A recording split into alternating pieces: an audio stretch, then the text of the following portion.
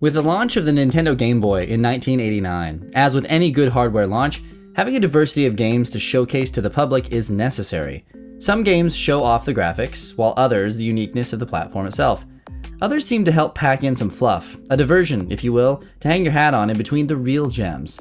Alleyway fits right into that mode quite nicely. The launch of the Game Boy hit many genres, including sports with baseball and tennis, the puzzler in Tetris, and the blockbuster platformer Super Mario Land.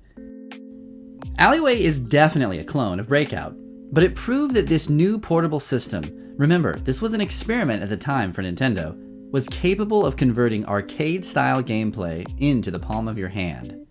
I mean, the Nintendo Hype Machine came up with this gem. They said it wasn't humanly possible.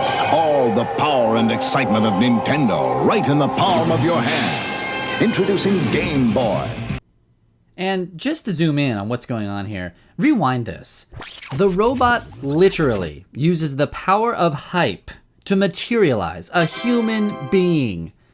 The Game Boy was that good, or at least Nintendo wanted us to think so. Let's take a look at the promotional materials for Alleyway.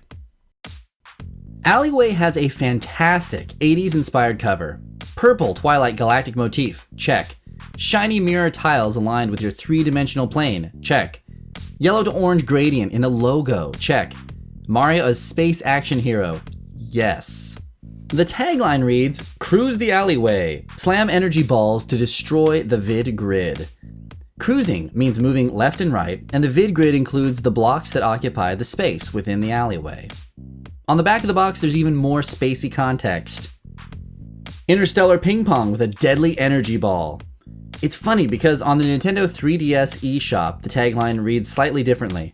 Interstellar bounce back action with a deadly energy ball. The energy ball itself is deadly and is used to, quote, atomize the space grids. Because the box doesn't really give me any more context of why you're in control of this odd piece of space real estate, the best thing I can imagine is that someone needs to atomize the future Mushroom Kingdom's space colony's trash. And that is Mario's job of the future. Whoa, we gotta clean up around here. With Alleyway, I guess every day is garbage day. Garbage day! Most Game Boy games have two screenshots on the back of the box to hype up the experience to come.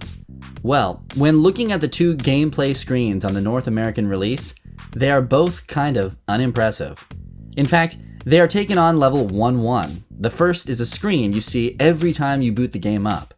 It's kind of a waste of space, and shame that the second photo features a score of only 36. It's really too bad. They could have hyped it by showing a high score or a bonus level, or even just Mario jumping. That is much better. Luckily for us, the front cover is pretty amazing, so let's get into whether the hype can deliver in the gameplay and boot it up.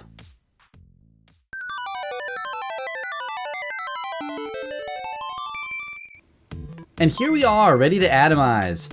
Now, every time you play Alleyway, like many Game Boy games, you play it factory new because there is no battery save feature. Start the game in and you go, playing essentially a one-shot. At the start of every game, Mario makes a lumbering jump into the spaceship that's only twice his size, and you're presented with level 1-1, a simple rectangular vid grid level. Press A to deploy the energy ball and bounce it off the grids to destroy them. Holding A speeds up the ship, while holding B slows it down. The physics engine makes the game pretty fun to have a back and forth action on screen. Unlike other Breakout games on the Game Boy, it actually feels solid when hitting and atomizing these space rectangles. One really interesting part of the engine is the randomness factor that is introduced when the angles shouldn't alter the trajectory of the energy ball. After a few bounces in the perpetual angle black hole, an element of randomness is introduced that alters the course of the ball itself. It seems like a simple problem, but it is an elegant solution for a physics simulator that I've tried stumping many times, but the randomness keeps things moving. Getting through the levels ups your score, taking the player to new levels with increasing difficulty. In some levels, the vid grid actually starts moving towards the ship, making for frenzied gameplay. Another wrinkle is that, just like Breakout, you are penalized if your energy ball hits the opposite wall. When that happens, it actually will shrink your spaceship, making it much harder to hit the energy ball as things get crazier.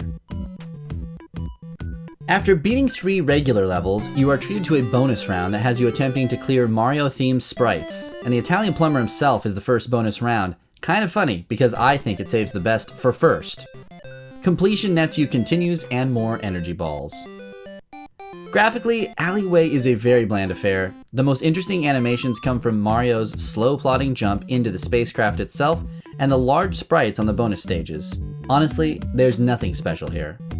Musically, it is equally bland, as there is no background music whatsoever. The timed bonus stages, though, do play this obnoxious loop.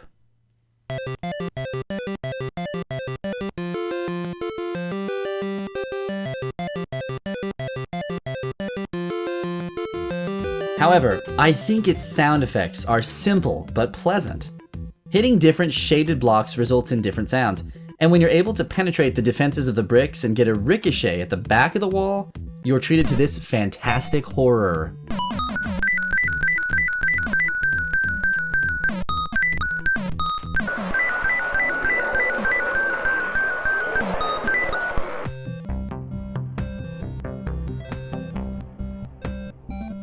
Putting this game into context, one of the major positives is that it showcases an essential element of the Game Boy's hardware. First, the Game Boy's D-pad works pretty flawlessly in the back and forth piloting of the spaceship.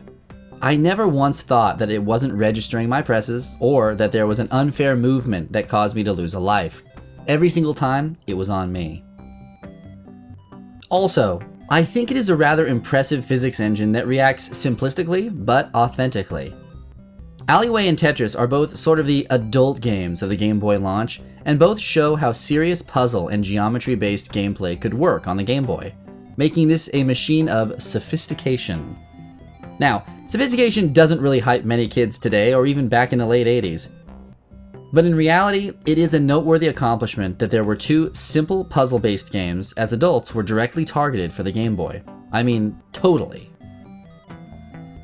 As a kid in the late 80s and early 90s, little me was never hyped to play Alleyway because I didn't have any connection to Breakout or even puzzle or physics-based games of any kind. Those were meant for those boring adults. Still, big me can look back and appreciate that Alleyway was part of the success of the Game Boy launch. Alleyway showed developers and skeptical gaming adults, and maybe a few kids, that Nintendo meant fun for all ages. It wasn't quite an arcade in your pocket, but it was a showcase nonetheless. And that's Alleyway.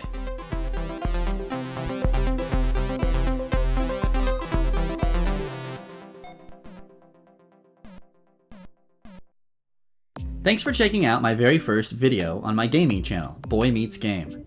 If you enjoyed it, please consider liking and subscribing to support the project and receive updates on new videos. I think it's going to be a lot of fun.